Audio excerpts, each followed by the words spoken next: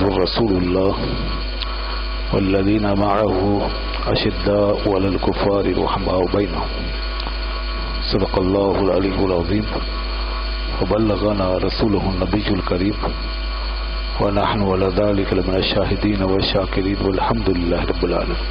درود پاک پڑھ لیجیے. اللهم صل على سيدنا ومولانا محمد وعلى آل سيدنا ومولانا محمد وبارك وسلم وصلي عليه صلاة وسلام عليك يا سيدي يا رسول الله وعلى آلك وأصحابك يا حبيب الله. حمد و صلاۃ کے بعد اللہ تعالی نے اپنے حبیب کو، اپنے محبوب کو، ہمارے آقا و مولا حضرت محمد مصطفیٰ صلی اللہ علیہ وسلم کو ایسے اصحاب اور ایسے رفقاء عطا فرمائے کہ جن کو اللہ تعالیٰ نے بڑی بڑی عظمتوں اور شانوں سے نوازا، اور جنہوں نے اللہ کے رسول صلی اللہ علیہ وسلم کے تشریف لے جانے کے بعد دین اسلام کو پوری عظمت و شان کے ساتھ قائم رکھا.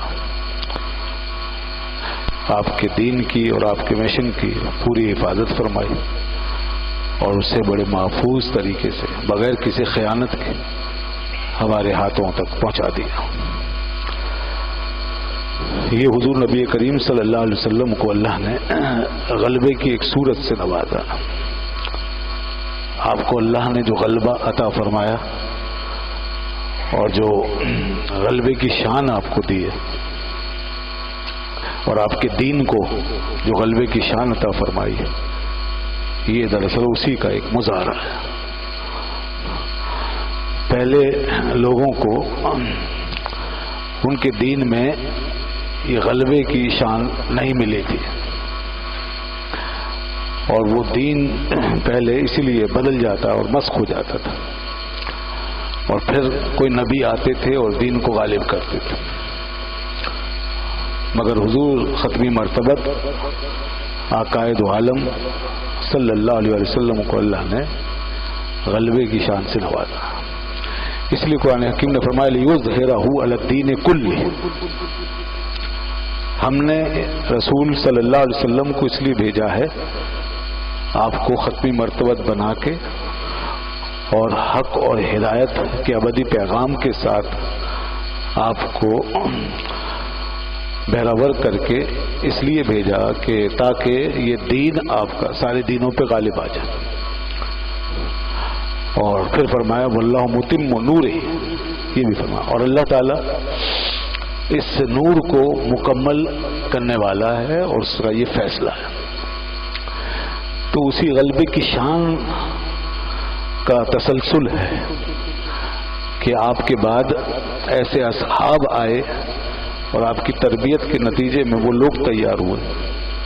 آپ کی صحبت، آپ کی معیت، آپ کی بابرکت رفاقت اور آپ کی تعلیم، آپ کے تزکیہ اور آپ کی تربیت سے ایسے ایسے ہیرے تیار ہوئے، ایسے ایسے آفتاب و مہتاب تیار ہوئے کہ انہوں نے دین کو پوری تس کو احتشام کے ساتھ اور اس کے شان و شوکت کے ساتھ قائم رکھا.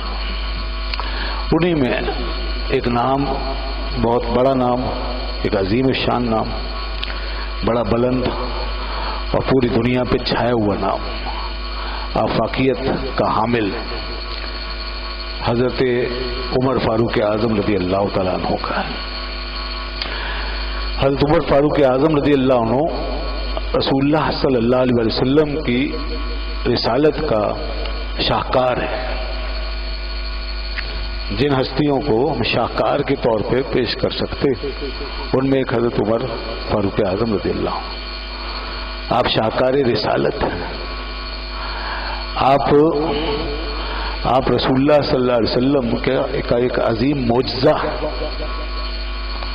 اور شان نبوت اور کمال نبوت کا بہت بڑا مظاہرہ اور مظہر حضرت عمر رضی اللہ عنہ، اللہ نے آپ کو اپنے محبوب صلی اللہ علیہ وسلم کے دامن میں ڈال دیا.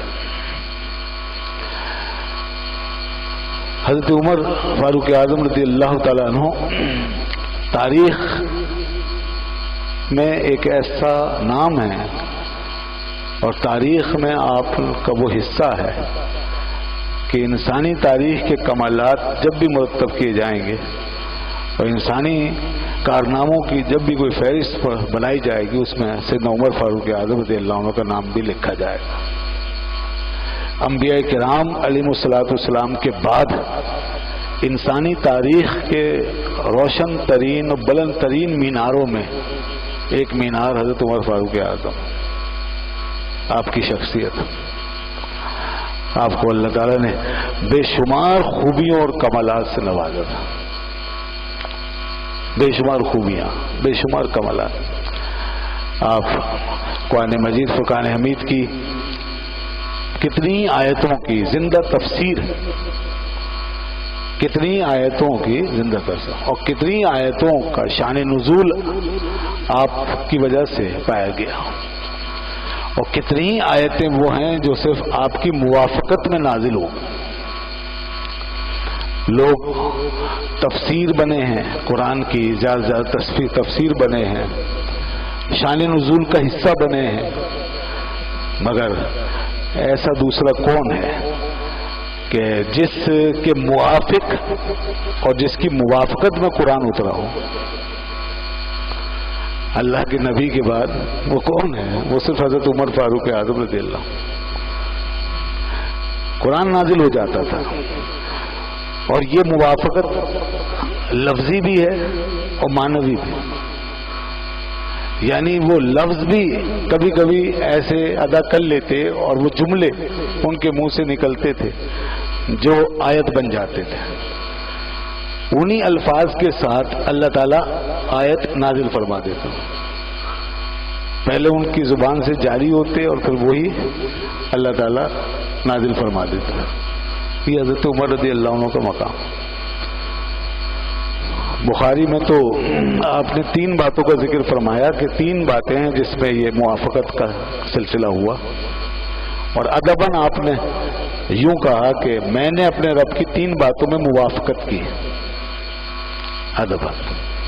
حالانکہ ہوا یہ تھا کہ آپ نے ایک بات کی تھی اور پھر اللہ تعالیٰ نے آپ کی موافقت میں کلام نازل کیا، مگر بارگاہ ایزدی کے ادب میں یوں کہتے ہیں کہ میں نے اپنے رب کی 3 باتوں میں موافقت. تو 3 باتیں انہوں نے وہ بیان کی. اس میں سے ایک بات تو یہ تھی، فرمایا یہ آیت جب اتری فاتخذوا من مقام ابراہیم مصلی، فاتخذوا من مقام ابراہیم مصلی، مقام ابراہیم کو نماز کی جگہ بنا دو. تو یہ مشورہ آیت کے نازل ہونے سے پہلے حضرت عمر رضی اللہ عنہ دے چکے. یا رسول اللہ اس جگہ کو نماز کی جگہ ہونا چاہیے، یہ مقام ابراہیم یہاں نماز ادا کی جائے. تو یہ آیت نازل ہو گئی، شام ہونے سے پہلے آیت نازل ہو. دوسرا مقام وہ تھا کہ جب آپ نے ازواج مطہرات کے لیے پردے کا ذکر کیا تھا. جب تک پردے کا حکم نازل نہیں ہوا تھا تو لوگ ازواج مطہرات سے بلا حجاب سوال جواب کرتے تھے اور آ کے بات کر لیتے تھے. حضرت عمر کی طبیعت کو یہ بات گوارا نہیں ہوتی اور وہ یہ عرض کرتے تھے حضور کی بارگاہ میں کہ ازواج اگر پردے کے پیچھے سے بات کریں تو اچھا ہے. ہر قسم کے لوگ آتے ہیں، چونکہ اچھے لوگ بھی ہوتے ہیں، برے لوگ بھی ہوتے ہیں، فاسق بھی ہوتے ہیں، فاجر بھی ہوتے ہیں، تو اگر ازواج پردے میں بیٹھ کے بات کریں تو اچھا. بس یہ بات انہوں نے کہی، ادھر حکم نازل ہو گیا. وَإِذَا سَأَلْتُمُوهُنَّ مَتَاعًا فَاسْأَلُوهُنَّ مِنْ وَرَاءِ حِجَابٍ. آیت آ گئی کہ اگر تم کوئی کسی بات کا سوال کرتے ہو ان ازواج مطہرات سے اور اللہ کے رسول کی بیویوں سے تو پردے کے پیچھے سے کیا کرو. یہ بات انہوں نے پہلے عرض کی. اور تیسری بات انہوں نے جنگ بدر کے قیدیوں کے بارے میں بیان فرمائی. فرمایا کہ قیدیوں کی سزا کے طور پہ میرا مشورہ یہ تھا کہ ان کو سب کو مار دیا جائے. ان قیدیوں کو مارا جائے، ان سے قصاص لیا جائے۔ تو لوگوں نے رائے یہ دی کہ ان سے فدیہ لے کے ان کو چھوڑ دیا جائے، ان سے فدیہ لے لیا جائے اور ان کو چھوڑ دیا جائے، یہ رائے لوگوں نے دی۔ اور میری رائے وہ تھی کہ ان کو قتل کر دیا جائے۔ پھر اللہ تعالیٰ نے جیسے میں نے مشورہ دیا تھا اسی کی تائید میں قرآن نازل فرماتی ہے، اللہ کی طرف سے اس کی تائید۔ یہ ان تین باتوں کو فرمایا کہ میں نے اپنے رب کی موافقت کی، لیکن یہ تین کا ذکر تخصیص نہیں کرتا، اس کا مطلب یہ نہیں ہے کہ تین ہی ہیں، مقامات زیادہ ہیں۔ تین اہم باتیں تھیں، کسی موقع کی مناسبت سے ان کا ذکر کیا، مگر مقامات زیادہ ہیں، آیتیں زیادہ ہیں۔ اور حضرت علی قاری رحمۃ اللہ علیہ نے فرمایا کہ کل 15 ایسے مقامات ہیں، 15 آیتیں ہیں کہ جو حضرت عمر فاروق اعظم رضی اللہ عنہ کی موافقت میں نازل ہوئی ہے۔ 15 آیتوں کا ذکر کیا، اور بھی ہے۔